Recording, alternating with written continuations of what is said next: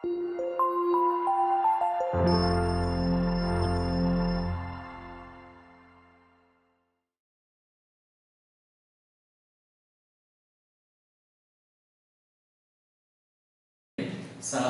warahmatullahi wabarakatuh. Kita berjumpa lagi dengan saya tentunya Pak Andi Rahman, salah satu pengajar matematika di Bimbel Klinik Genius. Oke, baiklah adik-adik, pada kesempatan yang berbahagia ini Bapak akan menyampaikan sebuah materi matematika yang berjudul tentang materi vektor ya. Nah, apa itu vektor dan bagaimana vektor itu materinya, apakah sulit atau enggak? Nah, silakan simak dan perhatikan video berikut ini. Oke, jangan lupa dipersiapkan buku dan catatannya. Oke, vektor ya. Apa itu vektor? Nah, seringkali kita pernah belajar vektor itu di fisika ya. Nah, sekarang vektor itu kita akan bahas di pelajaran matematika. Oke. Nah, vektor itu adalah sebuah besaran, suatu besaran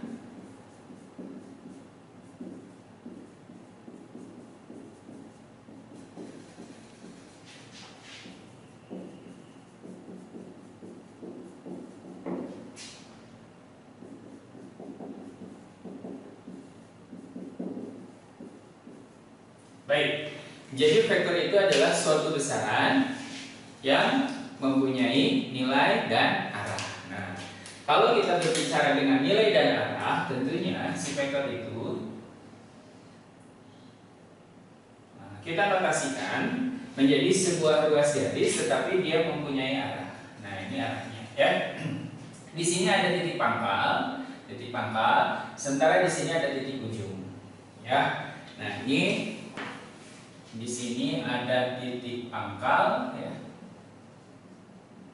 Sementara di sini ada yang disebut dengan titik ujung.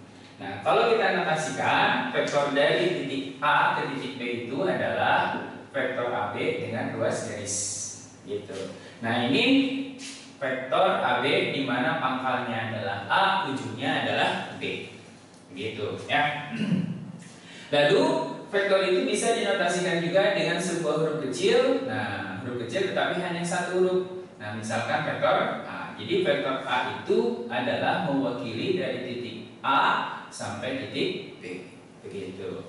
Nah, yang kita bahas selanjutnya adalah kita akan melanjutkan ke komponen-komponen vektor.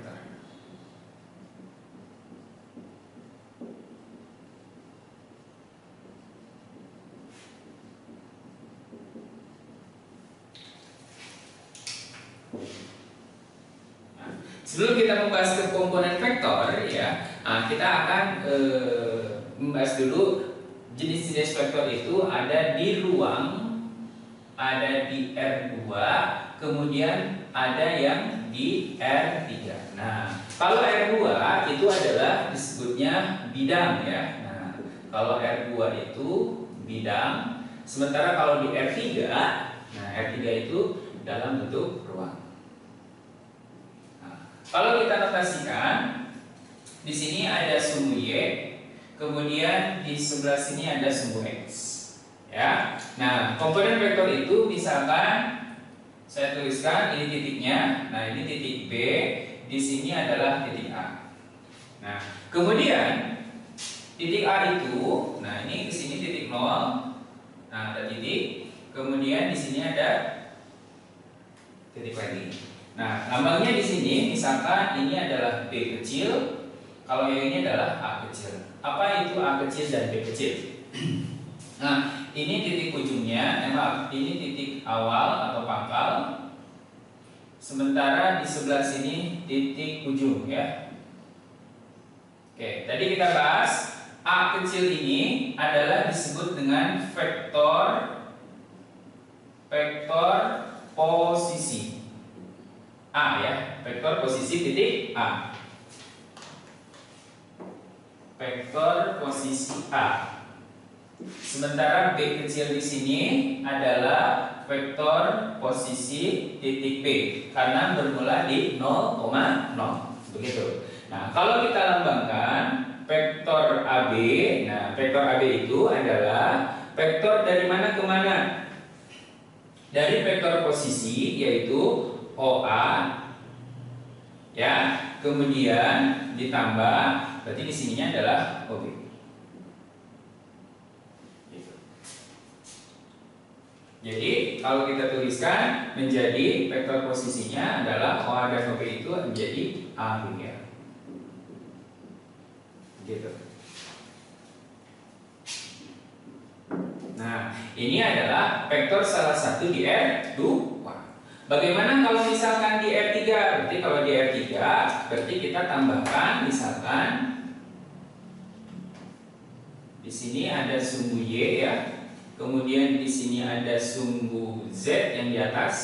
Kemudian ini ada sumbu X. Oke, berarti kalau kita lambangkan misalkan di sini saya punya titik A, di sini punya titik B. Kita tarik garis, ini A, di sini B. Nah, kalau kita lambangkan berarti jadi begini. Ini vektor posisi untuk A, yang ke sebelah sini vektor posisi B. Begitu ya. Nah, ini adalah kalau di R3. Nah, di R3 sendiri ya. Nah, kalau vektor AB itu ya berarti ada 3 komponen. Komponen apa saja? Komponen X, komponen Y, komponen Z. Berarti kalau kita tuliskan misalkan di sini itu vektornya misalkan di sini bisa X1, Y1 dan Z1 dan seterusnya gitu. Nah, cara menuliskan vektor, sendiri, cara menuliskan vektor. Ya, nah di komponen vektor, yang pertama cara menuliskan vektor itu adalah satu secara baris. Ya, jadi kalau saya punya vektor A ditulis secara baris itu menjadi begini: A1, A2, A3. Nah ini di R3 ya. Atau B, misalkan saya tulis B1, B2, berarti di sini di R2. Nah ini secara baris. Yang kedua, penulisan vektor itu adalah secara kolom. Ya, berarti misalkan saya punya vektor A, berarti kita tulis jadi kolom. A1, A2, A3. Ini adalah secara kolom. Yang ketiga, itu ada penulisan secara basis ya. Nah, basis itu ada I, kemudian J, kemudian di sini K. I itu apa? I itu di sini searah atau sejajar dengan sumbu X. Kalau J itu adalah sumbu Y ya. Kalau K itu adalah sumbu Z-nya ya. Jadi X, Y, Z begitu. Nah, kalau ini R3, kalau R2 itu, nah ini R2, kalau X, Y, Z berarti di R3. Cara menuliskannya berarti vektor A itu misalkan berarti A1I ditambah A1I, kemudian di sini A2J ditambah di sininya A3K. Nah, ini adalah penulisan dalam bentuk basis IJK. Nah, ini adalah komponen cara penulisan vektor, ada secara baris, secara kolom, secara basis. Oke. Bagian kedua adalah materi tentang kesamaan dua buah vektor. Nah, kalau yang tadi adalah komponen vektor, nah sekarang adalah kesamaan dua buah vektor. Yang dimaksud dengan kesamaan dua buah vektor yang harus kalian perhatikan berarti arah dan nilainya harus sama. Oke, kalau saya punya vektor A, nah ini arahnya, misalkan ini adalah vektor A ya. Nah, kemudian yang kesamaan dua buah vektor A itu berarti misalkan saya di sini punya vektor B. Nah, ini B. A dan B itu bisa disebut dengan sama jika satu, arahnya harus sama. Yang kedua, panjangnya juga harus sama, si panjang vektor itu, ya. Nah, sebagai contoh soal, nah, misalkan saya punya sebuah persegi panjang. Nah, diberi titik A, di sini B, ini C, di sini D.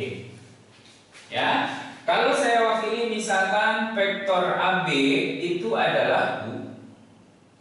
Ya. Nah, maka AB itu, vektor AB itu akan sama dengan yang mana? Nah, misalkan AB itu arahnya berarti di A, ujungnya di B. Maka akan searah dengan ini. Berarti dengan demikian, vektor AB itu akan sama dengan vektor DC. Kenapa demikian? Karena arahnya sama, panjangnya sama. Berarti sama-sama wakilnya adalah U. Oke, kemudian misalkan di sini lagi berarti vektor AD, misalkan AD itu wakilnya adalah V. Nah, ini adalah V misalkan V ya. Yang ini U. Maka AD itu akan sama dengan vektor yang mewakilinya di sini adalah BC. Gitu. Kenapa? Karena satu, panjangnya sama, arahnya sama, ya. Nah, ini adalah yang akan kita gunakan konsep kesamaan dua buah vektor itu nanti di operasi geometri secara vektor. Oke. Setelah kesamaan dua buah vektor, yang ketiga kita akan membahas yang namanya panjang vektor.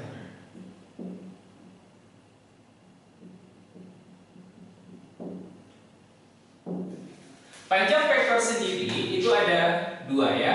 Tadi kita bahas ada di R2, ada di R3 ya. Nah, kalian masih ingat secara Pitagoras, kalau saya punya sebuah titik, sebuah ruas garis ya. Nah, kemudian misalkan di sini itu adalah X,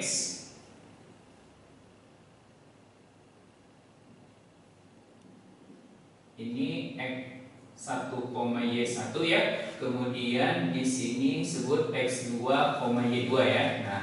Nah, ingat waktu SMP ada yang disebut dengan konsep Pitagoras.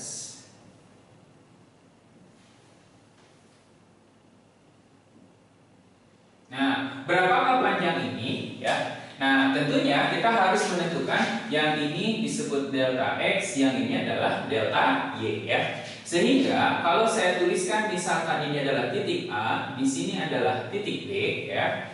Berarti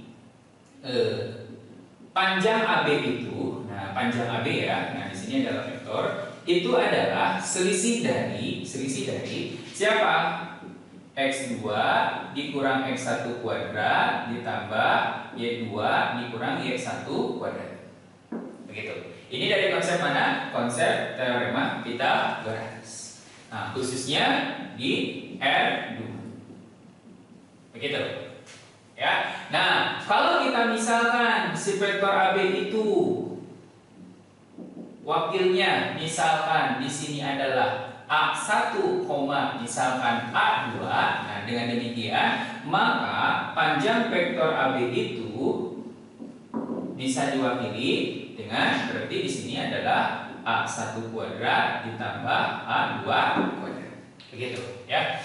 Nah, ini adalah konsep menentukan panjang vektor di R2. Bagaimana Pak kalau misalkan di R3? Bagus. Berarti kalau di R3 berarti ada 3 komponen. Misalkan kalau saya punya vektor D sebut B1, B2 dan B3 ya, maka panjang vektor D-nya adalah akar dari berarti di sini B1 kuadrat ditambah B2 kuadrat ditambah B3 kuadrat. Nah, ini adalah panjang vektor di R3. Oke, kalau yang ini di R2. Sebagai contoh soal. Oke, diberikan sebuah titik A itu misalkan 2,1 dan titik B misalkan di sini itu adalah 4,5 misal ya. Tentukanlah panjang vektor dari AB. Oke. Tadi kita ketahui bersama bahwa vektor AB itu adalah awalnya di A, akhirnya di B, ya. Oke, berarti kita harus menentukan vektor si AB-nya dulu. Coba lihat di sini, berdasarkan konsep kalau A ke B berarti kan delta X, delta Y. Berarti delta X itu adalah bentuk X-nya. Berarti X2 dikurang X1. Berarti kemudian kalau delta Y-nya berarti sini Y2 kurang Y1. Berarti dengan demikian vektor AB sendiri, vektor AB sendiri ya, berarti sama dengan kita tentukannya secara baris ya. Berarti delta X berarti di sini 4 kurang 2, berarti di sini 5 kurangi 1. Betul ya? Oke, berarti di sini jadi berapa? 2,4. Nah, ini adalah vektor AB-nya. Baik. Berapa panjangnya? Dengan demikian, panjang vektor AB sendiri sama dengan berapa? Akar dari 2 kuadrat ditambah 4 kuadrat sama dengan akar, berarti di sini 4 ditambah 16, 20. 20 itu 4 kali 5, berarti kita rubah menjadi 2 akar 5. Sebutnya satuan panjang. Begitu. Ini adalah panjang dari vektor AB. Mudah bukan? Nah, untuk menentukan yang lain lagi, mari kita tetap stay tune di siaran ini. Oke.